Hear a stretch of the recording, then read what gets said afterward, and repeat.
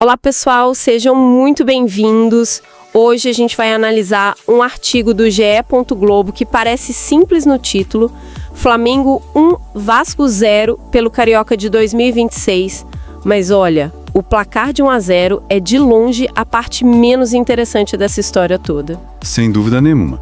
O que esse artigo revela é um verdadeiro drama de bastidores. Esse placar magro, na verdade, esconde uma crise que estava prestes a estourar, uma ordem do presidente que causou um desconforto interno e, acima, a decisão que arriscou a temporada inteira do Flamengo. Exatamente. E é essa trama que a gente quer desvendar aqui. Porque os campeões intercontinentais tiveram que ser chamados, para apagar um incêndio no estadual. Como que o Vasco, por centímetros, quase mudou esse roteiro todo? E, no fim das contas, o que realmente estava em jogo ali, né? Foi muito mais do que 3 pontos. Com certeza. Então, bora analisar essa história. Pra gente entender a urgência da situação, a gente precisa olhar a tabela do campeonato naquela hora. O Flamengo, usando o time sub-20, estava numa situação, bizarra. Bizarra é a palavra. 1 ponto em 3 jogos. 1 ponto. Isso deixou o clube muito perto da zona de rebaixamento. Uma coisa que soa, completamente surreal para um time como o Flamengo. Totalmente surreal. E o mais curioso, que o artigo aponta, é que essa ameaça de rebaixamento nem era o maior problema, como a gente vai ver depois. Mas para a imagem do clube, para a torcida, para a imprensa, aquilo foi estopim de tudo. Foi o que fez o botão de pânico ser acionado. E que botão de pânico, né? O artigo descreve uma intervenção direta que ele chama de Operação SOS Elenco Principal. Um nome ótimo, por sinal. Muito bom. E a ordem veio de cima, direto do presidente Luiz Eduardo Batista. Ele mandou o time titular, que tinha acabado de voltar da Copa Intercontinental contra o PSG, voltar a campo imediatamente. E não foi uma coisa conversada, né? O texto deixa bem claro que foi uma imposição, uma ordem de cima para baixo. E isso, claro, gerou um mal-estar gigante no departamento de futebol. O diretor José Botto teve que, a público, admitir a mudança de planos. Dá para imaginar o caos que isso virou no planejamento deles. Nossa, com certeza. E pensa na situação do técnico, o Felipe Luiz. Ele e os jogadores principais tinham se apresentado há só 9 dias. 9 dias é nada. Não é nada. Eles estavam em plena pré-temporada. O artigo desenha bem o que isso significa. Falta fôlego, falta ritmo, falta tudo. Colocar esses caras num clássico de alta intensidade era uma aposta de um risco altíssimo, um risco físico, inclusive. O perigo de lesão muscular num cenário desses é enorme. E um risco de performance também, né? Você tá pedindo para um time que ainda tá, se espreguiçando depois das férias, resolver um problema institucional. A pressão devia ser absurda. E essa pressão toda foi para dentro de campo.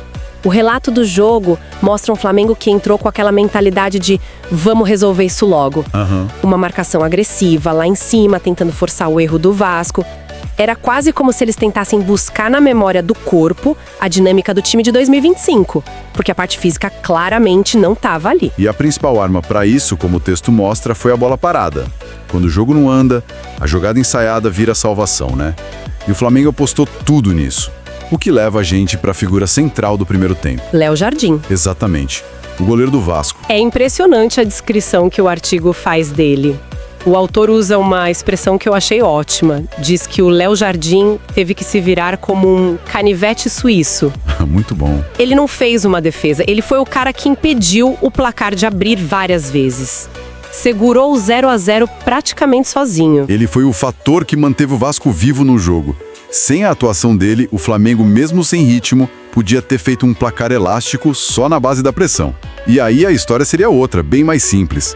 Mas ele garantiu a tensão, o drama do clássico. E era fácil pensar num cenário de ataque contra defesa o tempo todo, mas o que o texto mostra é que não foi bem assim, né? O Vasco, mesmo mais recuado, estava ali, esperando a chance de dar o bote. E a chance apareceu. E não foi uma vez só. Foram 2. 2 vezes. E o autor chama de chances cristalinas. Sabe aquela que o torcedor levanta da cadeira? Sei. A primeira foi logo no começo. Um chute do Andrés Gomes que explode na trave do Rossi. Agora pensa no impacto psicológico se aquela bola entra. Nossa! Toda a pressão da Operação SOS ia se multiplicar por 1000 em cima do time do Flamengo. Com certeza. Um gol sofrido ali validaria todas as críticas. O nervosismo ia tomar conta, mas a trave salvou. E aí, um pouco depois, veio a segunda chance, talvez até mais clara. Sim, a arrancada do GB. Ele sai cara a cara com o Rossi. É a chance de ouro de qualquer atacante. E ele desperdiça. O artigo frisa bem que foram as duas únicas jogadas de perigo do Vasco, mas que trouxeram uma ameaça de equilíbrio real. O jogo esteve na mão do Vasco nesses dois lances. Eu fico só imaginando a repercussão se uma daquelas bolas entra. A pressão na diretoria, o questionamento do planejamento, tudo seria 10 vezes maior. Mas o futebol é feito do C, né? E o placar seguiu zerado até o intervalo com essa tensão no ar. E aí o jogo volta para o segundo tempo, nesse impasse, e um lance capital muda tudo. A expulsão. A expulsão do Cauã Barros do Vasco. A palavra que o autor usa para descrever o impacto disso é muito forte. Ele diz que o cartão vermelho dinamitou qualquer chance do Vasco na partida. Eu gosto dessa palavra, dinamitou. Não é que complicou ou dificultou. Não. Foi uma explosão. Destruiu a estratégia de resistência que o Vasco tinha. A partir dali, o que já era uma superioridade técnica do Flamengo virou outra coisa. O texto descreve o que veio depois como um verdadeiro massacre rubro-negro. A imagem que ele pinta é a de um time acampado no campo de ataque. Ele até fala que o Flamengo virou um inquilino incômodo na área do Vasco.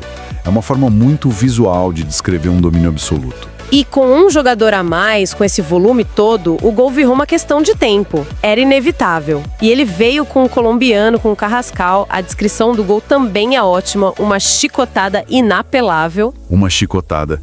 A palavra passa a ideia de um golpe rápido, violento, que não dá para defender. Não foi um gol sofrido. Foi um gol que se impôs.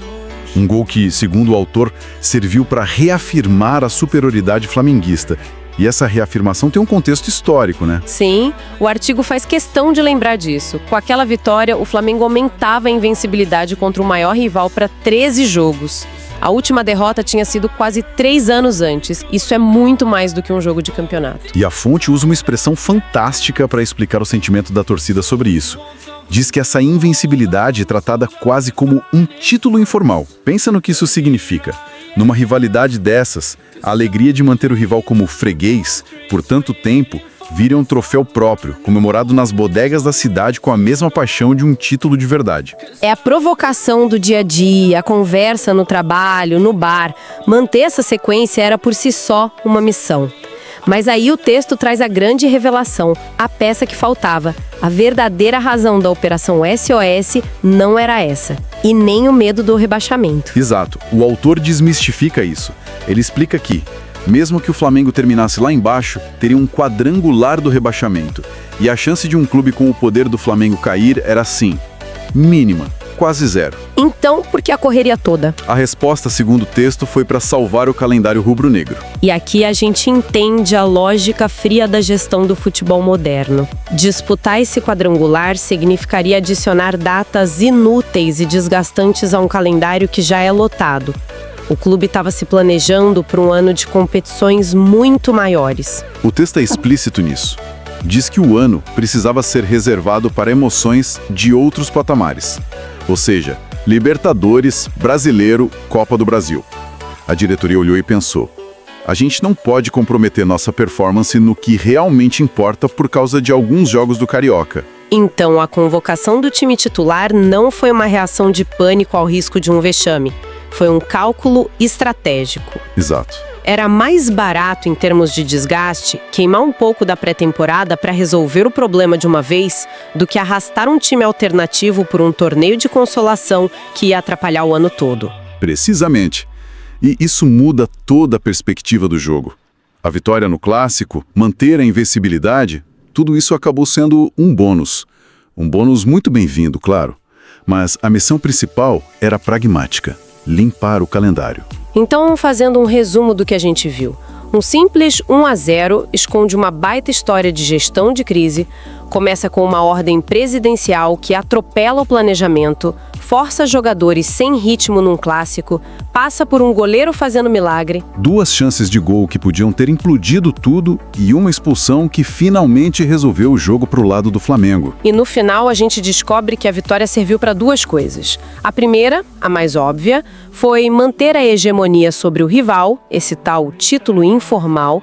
Mas a segunda e mais importante para a diretoria foi um objetivo administrativo: garantir um calendário limpo para focar em ambições muito maiores. O que nos deixa com uma reflexão, né? Sim. Focada em logística, em calendário, acabou sendo o fator que determinou o resultado de um dos maiores clássicos do país. Exatamente. E isso levanta uma questão que vai muito além desse jogo, né?